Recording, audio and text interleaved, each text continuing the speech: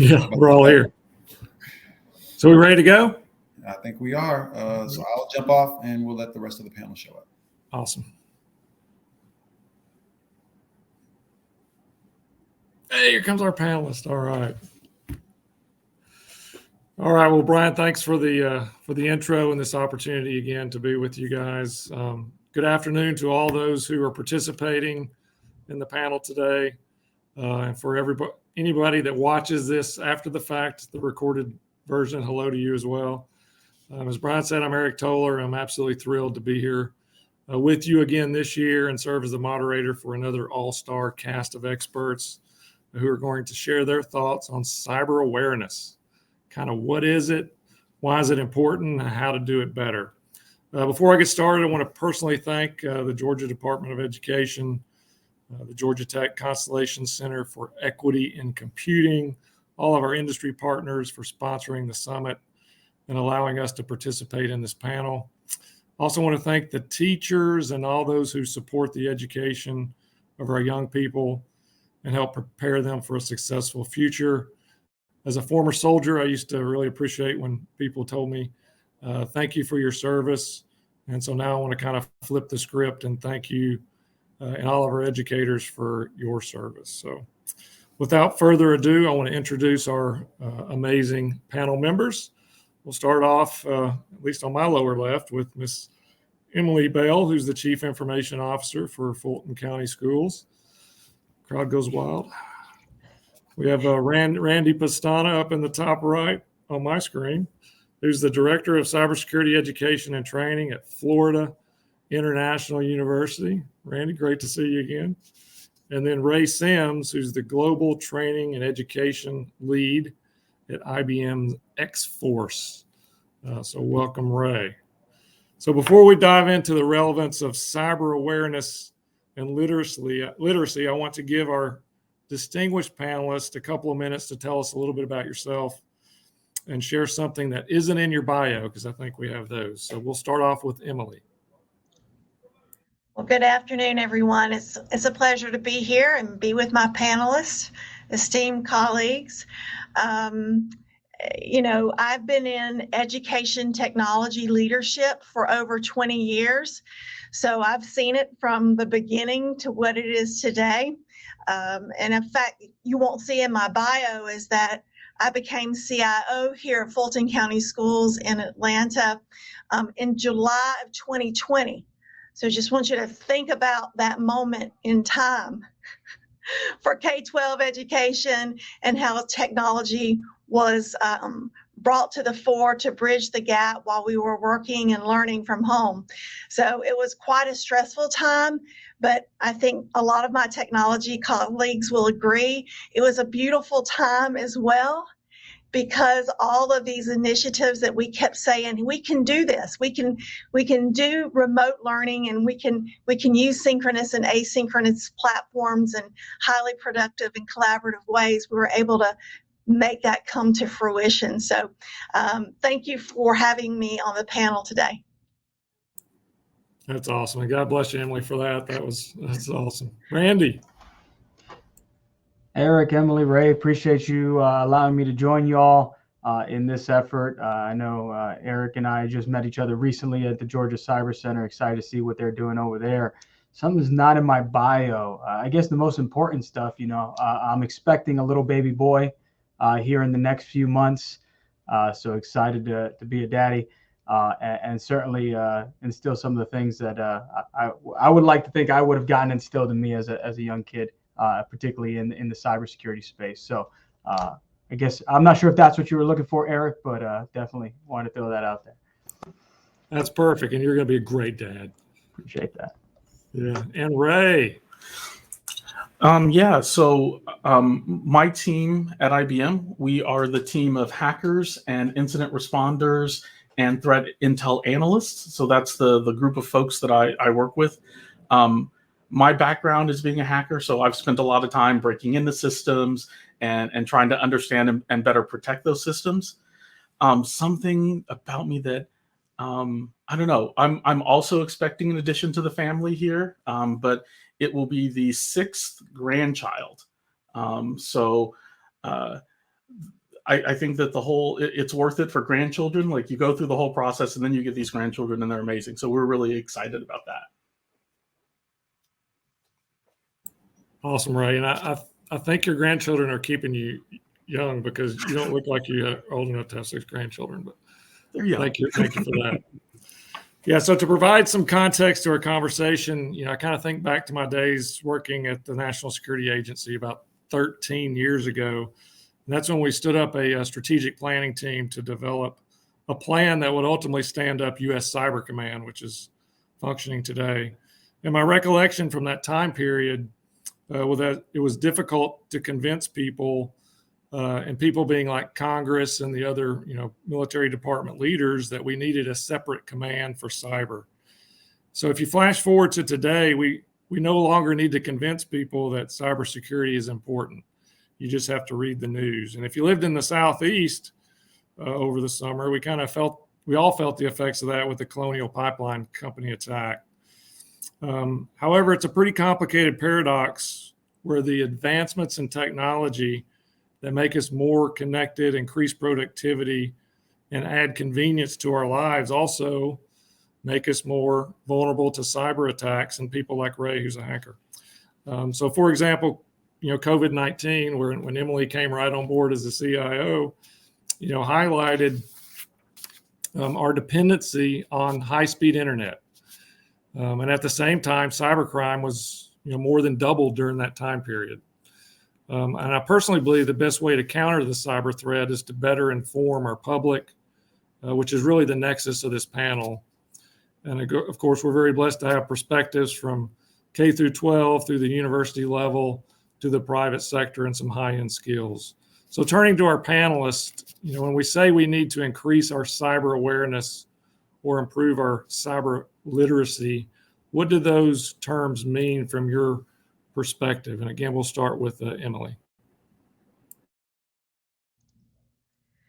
Well, here in K-12, of course, our business is learning and teaching. And so awareness and training about just about everything. Usually it's reading, writing, and arithmetic, right? But in this day and age, we definitely start early with digital citizenship coursework with our students through their media specialists at their schools. And we try to raise awareness for our students in that regard, but there's generally a lack of understanding in the public that K-12 data is really sought after by bad actors. There is a general misunderstanding in the public that we are constantly probed, that some of our, probes involve ransomware potentials, DDoS attacks, phishing campaigns, you name it. We face it here in the K-12, and they want our students basically unused PII information, and they plan to use it in nefarious ways. We have to be on guard every day with the hundreds, sometimes thousands of probes that we see. So we need the general public to be more aware that that's happening, and right inside of our K-12, bringing awareness to our staff members about the potential threat, because I can have the best tools, monitoring tools in the market, and I do. I have some really good tool sets that help me find that potential activity. But if a bad actor sends an email and that email asks for, and creatively asks for that end user to send personal information, and they do it, there is no tool to guard against that. So we do have phishing campaigns here in the district where we purposely send out emails to try to bring awareness to our staff. And if they fail the test, then we back that up with coursework related to that so that they can better understand what's happening. Yeah, it's awesome. And just to make it even more alarming, I was just in South Carolina talking to their state law enforcement division, and they said about 60% of their cyber attacks are on school districts. Because of the impact it makes, it literally shuts down an entire community because everybody's got to go pick up their kids because they can't do anything after that. So That's right. thank you for that, Emily. And Randy. Sure. Thanks, Eric. And I agree with everything Emily said. You know, when I think about cybersecurity career awareness, I think about it similar to that of like a SWOT analysis, right? A strengths, weakness, opportunities, and threats. And when you look at the strengths, I think we as a country have a really good advantage because we have the will. I think you've seen it obviously in the state of Georgia with the standing up of the Georgia Cyber Center. In Florida, we have a number of different efforts, including a more recent $15 million announcement towards K-12 education, just as a start to what we realize as an important issue. I think when you think of the weakness, right, it's really a culture issue. We have to have a cultural change of mindsets, and not just among folks in the cybersecurity community, but think about, parents, right? When I was growing up, I'm a first generation American. My parents taught me you got to be a lawyer or a doctor or a teacher or a police officer. And those are all fantastic careers, and we need those. But never in my wildest dreams would they have ever told me, hey, you should think about being a cybersecurity professional. And that requires a culture shift, not just on the part of the students. The students need to be made aware of it, but on the parents to say, hey, this is another opportunity for you, given the technological age. So we got to educate the parents there as well. I think opportunities is really in education. I think that's what we're here for, right? And I think the work that Emily's doing and Ray's doing and others are doing around the country is really encouraging. Because you start to see that things have changed and things are changing. Is it keeping up at the same time and pace that we would like it to with emerging technologies? Absolutely not. But just think of 10 years ago, there was no Girl Scout badges on cybersecurity to encourage young girls to enter, right? There was no diversity programs in cybersecurity.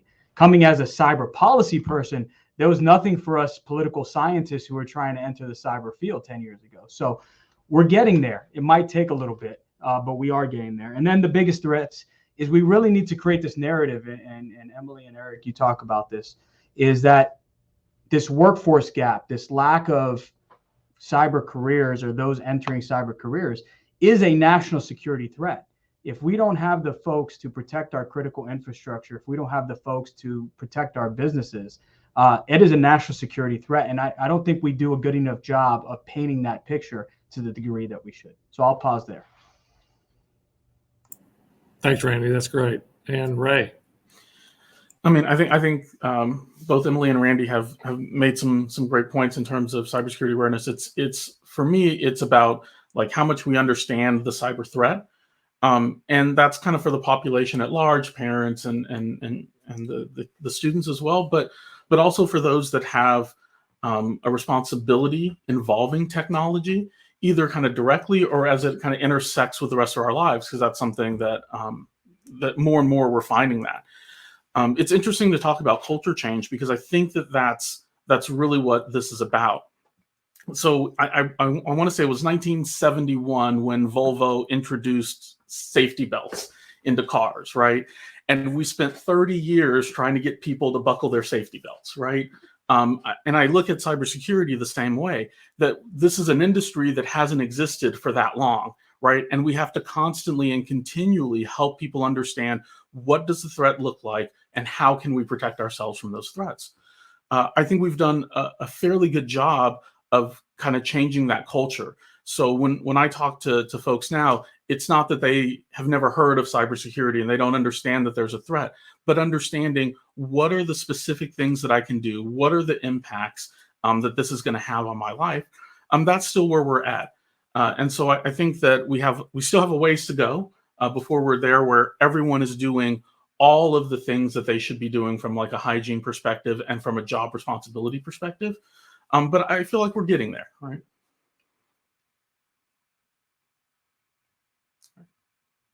Yeah, I lost my pointer there for a second. Yeah, that's a great. We're going to come back to that culture a little bit, Ray, as well. So we talked about what it is. I mean, it's understanding the environment. It's understanding the vulnerabilities of that environment. It's understanding the threats to that environment, and then why it's important. I'll just throw out a couple more statistics, and then we'll talk about more about what we're going to do about it. But just on another conference with General Paul Nakasone, who leads the National Security Agency and U.S. Cyber Command, and the statement he made was that 43% of all of our cyber attacks in the U.S. last year were on small businesses. And oh, by the way, about half those businesses go out of business within a year after the attack. And then what I just heard from some of our GBI, Georgia Bureau Investigation friends, was, they're the experts that they've talked to, FBI, others.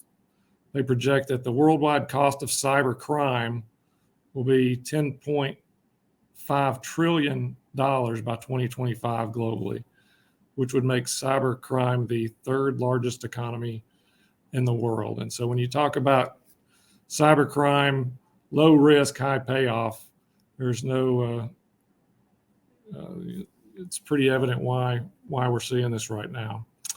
So I think we've hit the why. I'm going to go into, just for lack of time, about what are we going to do about it. And so, you guys are definitely doing your part, but what else needs to be done? I'm sorry. Yeah. So talk about the best way to do it. So how do we best inform the population? I mean, I know it starts with educating our young people, but for our panelists, what are some other ways, either in your organization or things that you've seen that are really getting after this problem? So in other words, what do we need to do to increase our cyber awareness and literacy? And we'll start with, we'll skip to Ray. Sure. So I think I'll talk a little bit about what IBM is doing. One of the cool things about working for a company like IBM is that I get to go out and do things in the community to help. And so last year we awarded $3 million in grants to school districts to proactively help them prepare for ransomware attacks and other cyber attacks, right? I think more companies need to be putting forth the services that they offer to help out the school districts. And I think KIPP Metro Atlanta School was one of the school districts that won that grant last year. We're trying to do that again this year to get to even more schools, right? We provide, IBM.org has cybersecurity activity kits that can help teachers and students for things like protecting yourself online and how do you protect your IoT devices, those types of things. We're doing a skills build, which allows students and educators to build cybersecurity skills, their coursework and badges and training, and all of that is free, right? So all of these things are not things that we're charging for. These are like free activities that are out there that we're providing for the community. And I think that ultimately there are tons of these free things that other organizations are providing as well, right? And I think the hardest part is getting the word out about what those activities are, what those resources are, right? And getting people plugged in and connected to those resources. I mean, I feel like we've been talking about cybersecurity awareness and all of this for years, right? And we've all acknowledged that it's a problem. And even across the federal government, right? There are things like StaySafeOnline.org that provide resources as well, right? And we've put money and effort and time into creating these things. And I've worked for a number of organizations that have done this. But ultimately, it's getting that word out, getting people to be aware of what resources are available to them and how they can improve. So I feel like that's where we're at kind of with this problem, but I'll yield my time and let one of the other panelists talk a little bit. Yeah, no, I really applaud the IBM effort and giving back to the community. I think we're seeing more and more of our industry partners do that. We're seeing more government grants in that effort. And so really applaud your effort and IBM for that, Ray. Emily, we'll go over to you. Oh, I'm so glad you did, Eric, because I have a lot to say about this. What else can we do? So here at Fulton County Schools, we're beginning to reach out to our parents and talk to them about their home internet.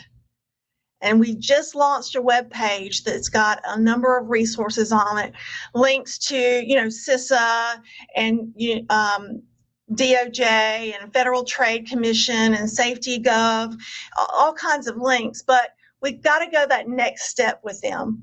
So we're going to do videos. We're even going to do workshops with them to raise awareness of home internet safety, basically cybersecurity safety measures that they can go through. We talk to them about the simple things they can do at home, like restricting time for their students, restricting access, and restricting passwords or making passwords complex and having those conversations. The other thing that we're doing is we're really saying about physical security and cyber security. We're putting them kind of together, and we're saying, if you see something, say something. If you see a website that looks inappropriate, we have a tip line. We have an icon on every one of our FCS issued devices.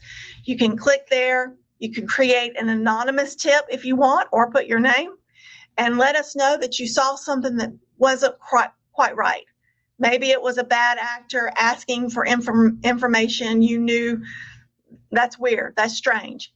If you see something, say something. So again, we are trying to reach into our families' homes and talk to them about what they can do there. And we're also giving them the ability to see something and say something and let us know.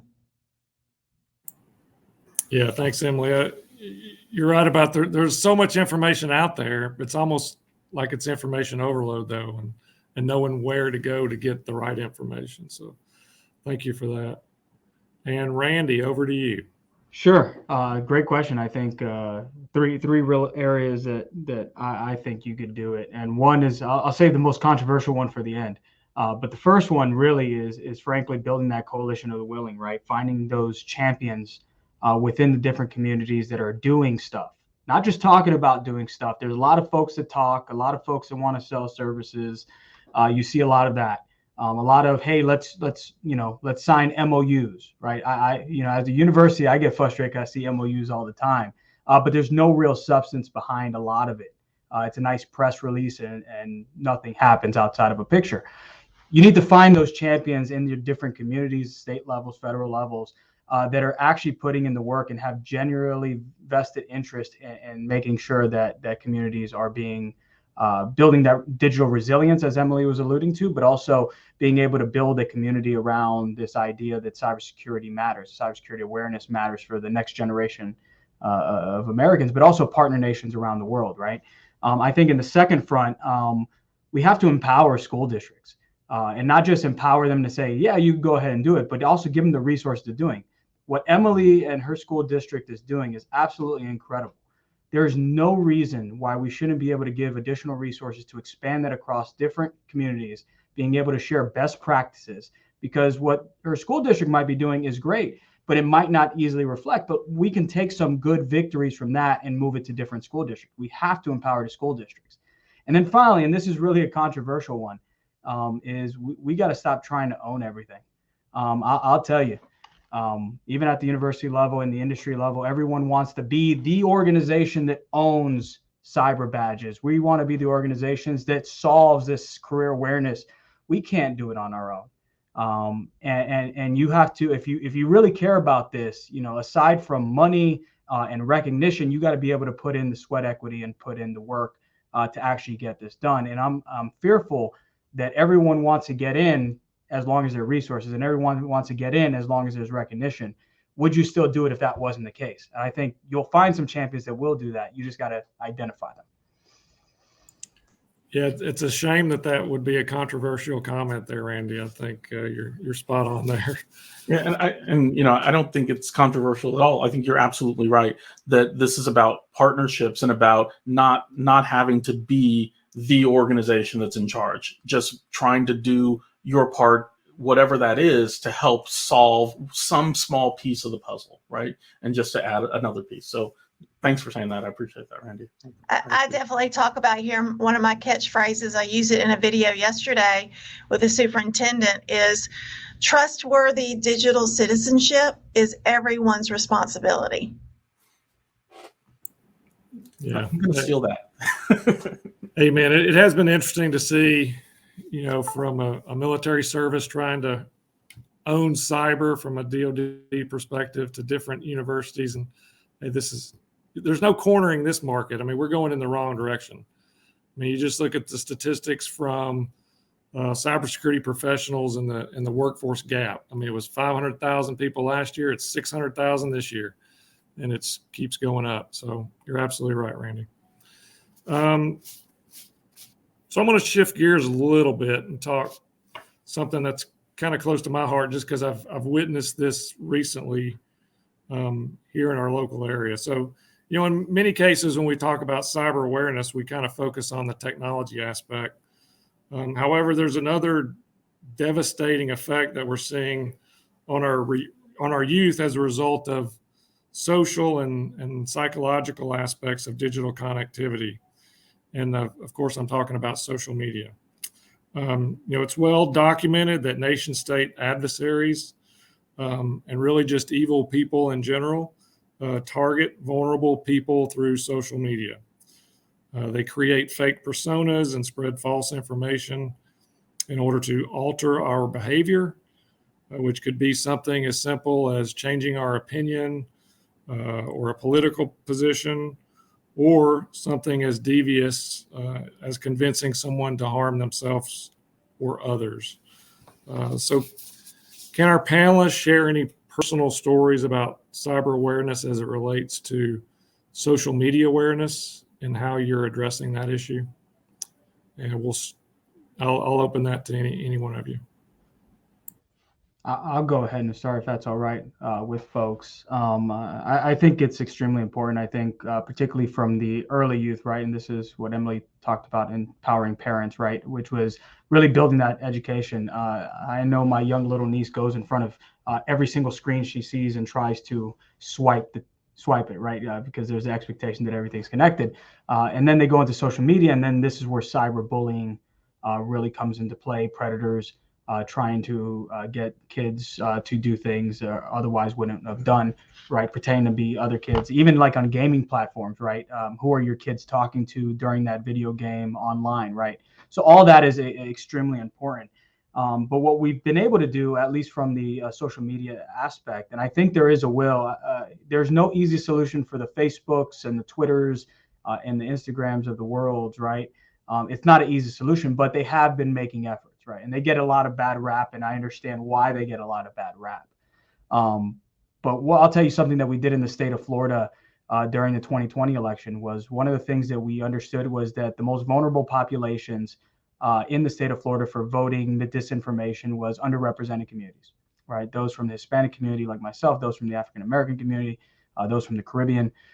They all were targeted with disinformation in their native language. So what we started to do, working with Facebook and the state Secretary of State in the state of Florida, was identify when disinformation came out and actually adjusted some of the algorithm to be able to see where that information or disinformation is coming from. And what that did was it told the end user, hey, this might not be legitimate, or this is coming from Russia-based news sources or Chinese-based news sources, or if what we saw was Iranian-based news sources, which was really interesting. And they were able to cut out and destroy a lot of the different false accounts that were propagating false information. Even things as much as where Dropbox locations were or where you can do early voting sites, all that was taken count of, right? So if you take those kind of efforts where you have different social media organizations working with, state governments, local communities, universities and colleges coming together to try to figure out solutions and monitor the activity, none of us got paid to do it. It was just we all wanted to help and prevent, this disinformation from happening. We can do the same kind of thing in terms of protecting students from cyberbullying and from predators trying to either disinform or take advantage of young kids. Yeah, thanks, Randy. That's great. Emily or Ray, did y'all have anything to add to that? I know Emily's probably got some stories. Yeah. I mean, guys, we've reached a tipping point because in the past, I would have said that social media had some positive aspects. It kept people connected. You're able to connect with grandma across the country. Some positive things. We're seeing way more negative things, especially with our younger students.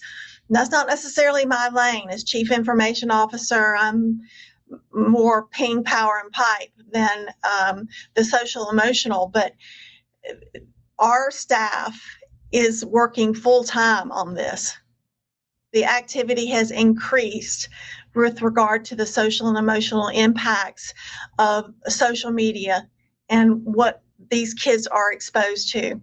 And we're going to have to, as a community, a full community, address this and the overreach that's happening with social media. Now, here in my schools, if a student comes and, we've got all this stuff blocked. So they're on our network, they're on our devices, they can't get to TikTok, and they can't get to Snapchat, and they can't get to Facebook. We block that for the students. But if they come with a phone and an unlimited data plan, they can easily disconnect from my Wi-Fi and my filters and still get it. And guys, a teacher just recently sort of did a one-off experiment. And she said to her students, okay, today I'm going to let you have your ringers on. Turn your notifications on, the full class. And we're going to create a chart. And we're going to put hashes for every time you get a notification. After a full class, there was upwards of 250 different notifications in an hour for a class. That is astounding. I mean, how can our students even learn with that kind of constant nudging going on with these phones? So I don't necessarily, Eric, I don't have the solution. We have a lot of really smart people working on this who are constantly looking into this, but we definitely need to raise awareness that we've got to address this as a community. Yeah, that's great. Go ahead, Ray. I mean, so from my role, I have some responsibilities around some of the early professionals in X-Force. So these are our folks that are coming out of college or are in college still doing internships and those types of things. And the amount of, I don't want to say interference, but noise that comes from and through social media and how that impacts work is something that, has definitely changed over the last, 10 years easily. But even over the last 5 years, right? And we are trying our best to deal with the issues, right, as they come up. And, we provide things like employee assistance programs and those sorts of things for dealing with all of these issues that sort through this. But yeah, I mean, again, I don't have a solution for this either. But it is something that we see in the workplace. It's not just something that's impacting, students. It's going through their collegiate career and all the way into their professional career, right? That's a problem. Yeah, Randy. Yeah, Eric, can I say something? This is very complex, and I'll be honest, the boat's already left the dock on this one, right? There's no going back from kids having access to their cell phones. There's really no going back from kids having access to social media sites and stuff like that. I think, what someone, I think it was Brian, wrote in the chat about, the parents, right? They see it with their parents. And when they see it with their parents, to Ray's point, at work, they're going to see it themselves and do it themselves, right? They're going to emulate it. So I think that's part of it. We got to get to the parents about, what's proper use of social media, what's proper use of technology. And then as us from an educator perspective, one thing we do with our local communities, we started working with middle schoolers, which is around the time you start to really get more ramped up on social media, get access to your cell phone and things like that, is working on them with privacy settings on social media to protect themselves.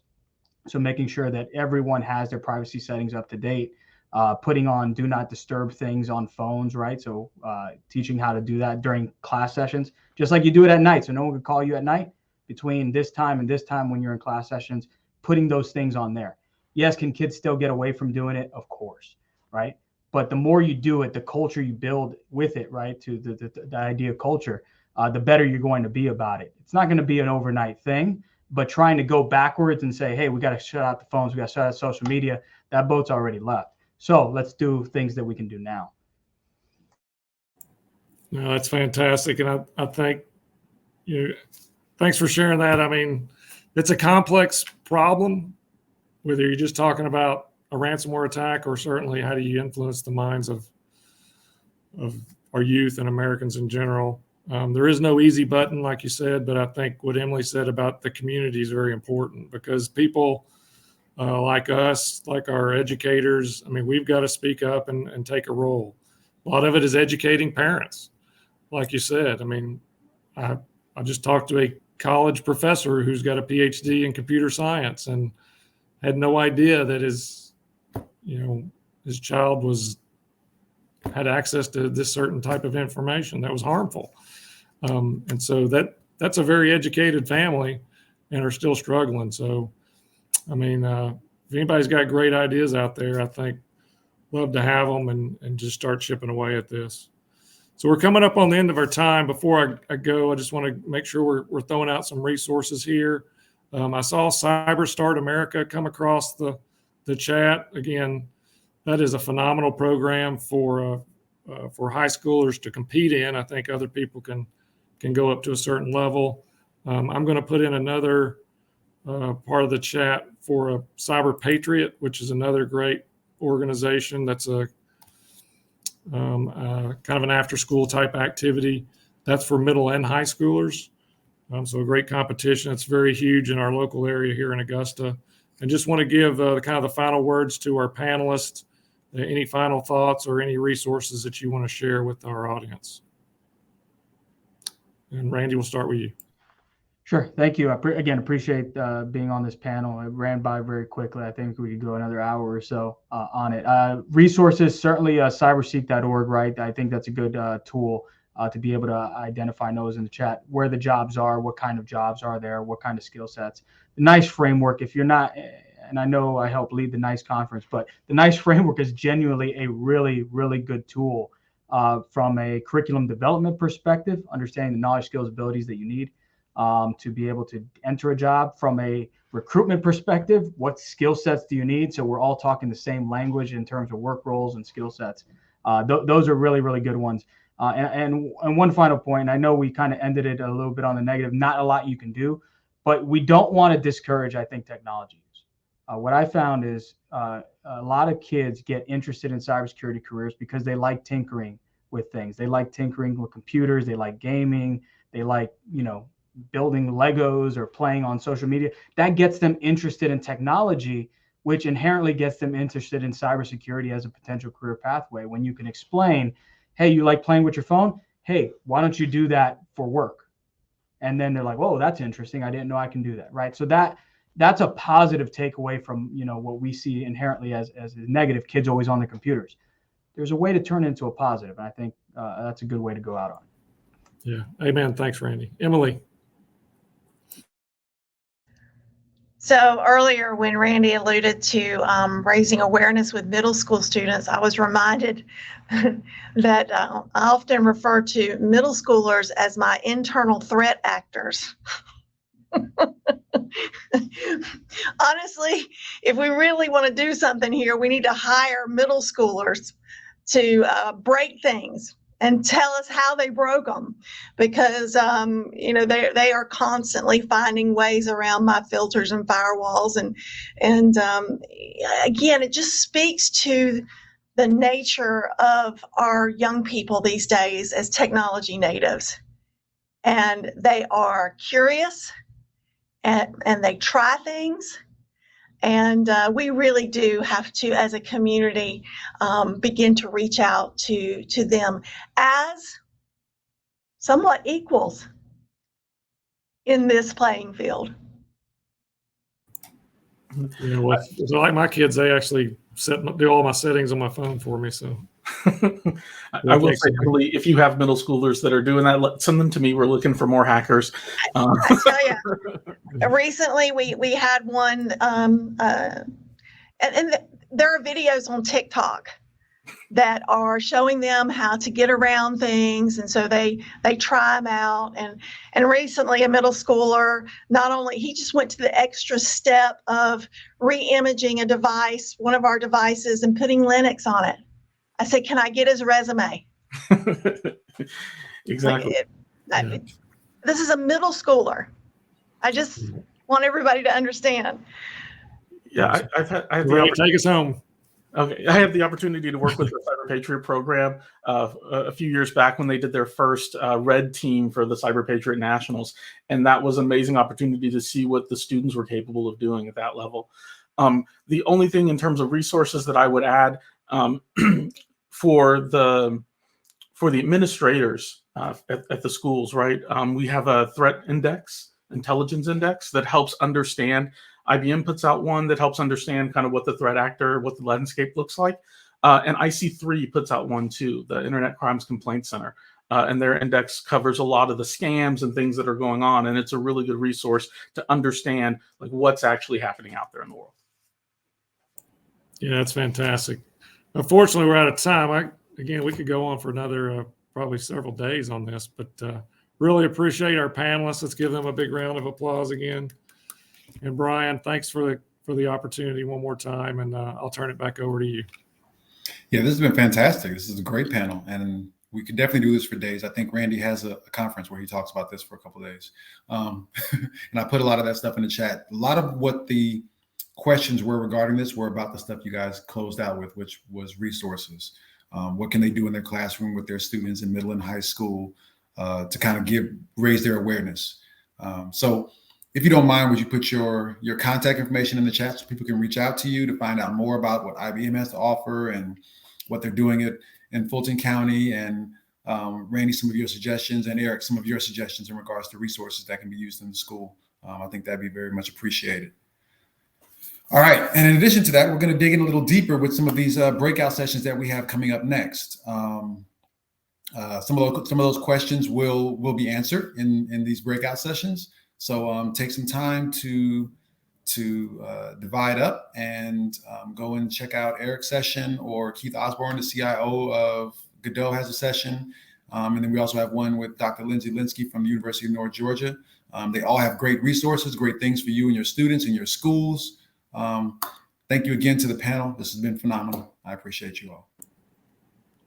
Yeah. Hey, Brian, we need to go out and come back in. Is that how that? Well, I guess he's going out. No, Eric, there's another, we'll talk about it. There's another link to get to the session. So we'll give you some time to do that. Yeah, that's what I mean. I need to come in from a different link. Is that correct? Yes. Okay. Well, Thanks, y'all. thank you, Randy. Thank you, Emily. Hey, thanks, Ray, Randy, Emily. Appreciate it. You all.